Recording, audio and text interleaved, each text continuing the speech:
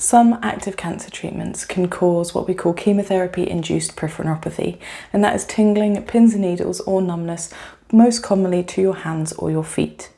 You can also get similar results after having had surgery or radiotherapy to the localized area. So say you had breast surgery, you may find there's an area of numbness, tingling, pins and needles. The reason it happens is the nerves get damaged, they get a lack of blood and oxygen, and then they get injured and inflamed. So they no longer know what normal feels like. So the way we can improve it is try and stimulate the new nerve pathways. So trying to get good oxygen and blood to the area. What I recommend doing is at least 3 to 6 times a day for a good 30 seconds, stimulate wherever you feel it. So if it's your hands or your feet, you want to stimulate the area with different temperatures, textures and sensations.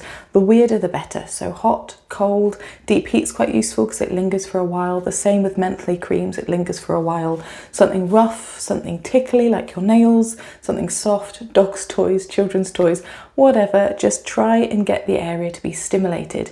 It helps the nerves work out what normal feels like, and then it also encourages good blood and oxygen to help your body recover quicker.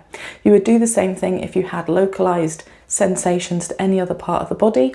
The only thing I will say is if you're still on the treatment that's caused the damage, you're not going to see the same results because the treatment's still doing that damage. So it's important to work with your doctors around what sort of medications you can use to help ease your symptoms.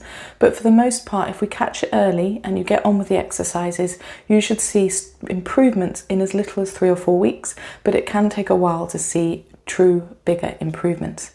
The other thing that's important is keeping it moving. So whether it's twisting your hands, flicking your hands, pulling them apart, or practicing the things that you're started to lose. So if you're having issues with grip, getting some pegs and practicing pegging a cup or paper, practicing holding a pen. I know it sounds silly, but it truly does work. The simple things always work. So go out there, give it a go, and let me know how you get on. All the best.